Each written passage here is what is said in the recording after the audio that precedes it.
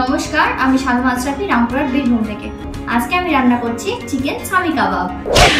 Chicken স্বামী কাবাব বানাতে কি কি উপকরণ আছে চলুন দেখে নেওয়া যাক। এখানে আছে চিকেনটাকে আমি ছোলার ডাল, গোটা লঙ্কা, আদা, রসুন আর একটু হলুদ দিয়ে সেদ্ধ করে এটাকে একটা ডো বানিয়ে নিয়েছি। আর থাকছে পুদিনা পাতা, লঙ্কা কুচনো, ধনে পাতা কুচনো, পেঁয়াজ কুচনো, আর থাকছে লেবুটা রস ব্যবহার করার জন্য এখানে লেবু রেখেছি। আর ভাজার জন্য থাকছে তেল, এখানে আছে গোটা জিরে যেটাকে আমি ভেজে নিয়েছি, কিছু সামান্য পরিমাণে লবণ যেটা আমি স্বাদ অনুযায়ী ব্যবহার করব।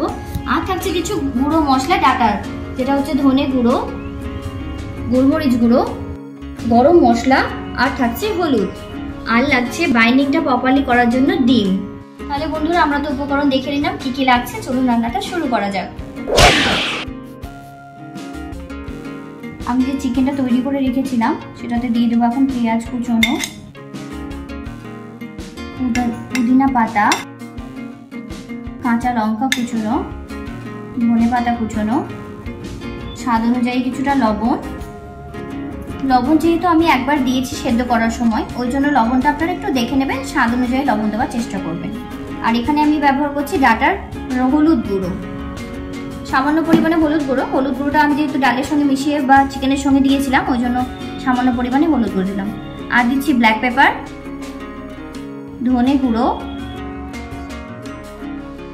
ভেজে রাখা জিরে গুঁড়ো, আর সামান্য পরিমাণে গরম মশলার গুঁড়ো,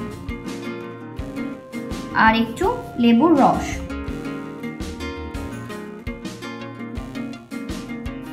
সব উপকরণগুলো আমি এখানে দিয়ে দিয়েছি। তারপর এটা হালকা হাতে আমি চামচা দিয়ে মাখিয়ে নিচ্ছি।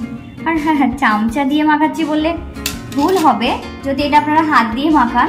অবশ্য মা ঠাকুমারা সবাই বলে থাকেন যে হাত দিয়ে মাখালে পরে খাবারের টেস্টটা দ্বিগুণ বেড়ে যায়। তো কিছু যদি আপনারা না মনে করেন অবশ্যই এটা যখন বানাবেন হাত দিয়ে মাখিয়ে নেবেন। শুধু মা ঠাকুমারাই নয়, আমিও মনে করি হাত দিয়ে এটাকে মাখিয়ে নিলে পরে সত্যিই টেস্টটা দ্বিগুণ বেড়ে যায়।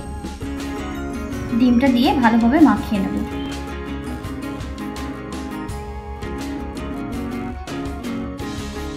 এটা আমার মাখানো হয়ে গেছে। আর এটা মাখাতে আমি আপনাদের সঙ্গে একটা কথা শেয়ার করে নিই।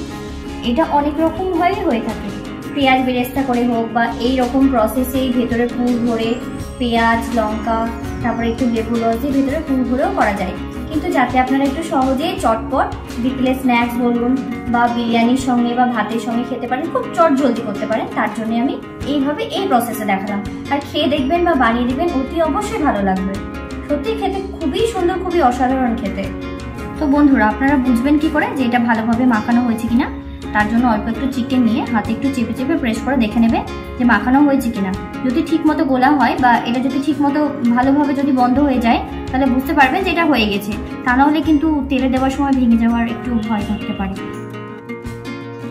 তেলটা গরম হচ্ছে ততক্ষণ আমি এটাকে শেপ দিয়ে নিচ্ছি। আপনারা আপনাদের পছন্দ মতো শেপ দিয়ে নেবেন। আমি এটা আমার পছন্দ মতো একটা শেপ দিয়ে নিচ্ছি।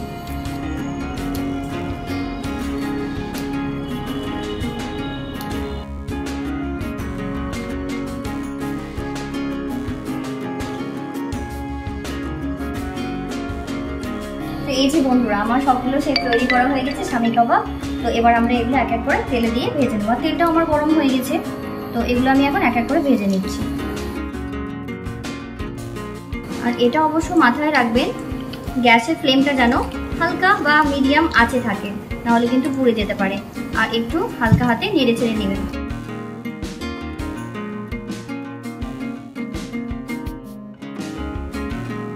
এই যে বন্ধুরা আমার একদিকটা মোটামুটি ভাজা হয়ে গেছে, আমি আরেক দিকটা একটু উল্টে নিচ্ছি। আর উল্টে পাল্টে লাল লাল করে ভেজে নিলেই রেডি স্বামী কাবাব।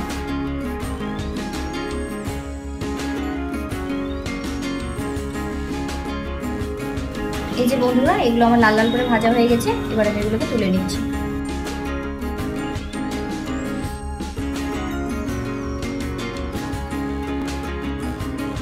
তো এই যে বন্ধুরা তৈরি হয়ে গেল আমার চিকেন স্বামী কাবাব। খুব সামান্য উপকরণ দিয়ে, বাড়িতে থাকা কিছু উপকরণ দিয়ে আপনারা এটা বানিয়ে নিতে পারেন। ইভিনিং এর স্ন্যাক্স বা ছোট বাচ্চাদের টিফিন দুটোই দিতে পারেন।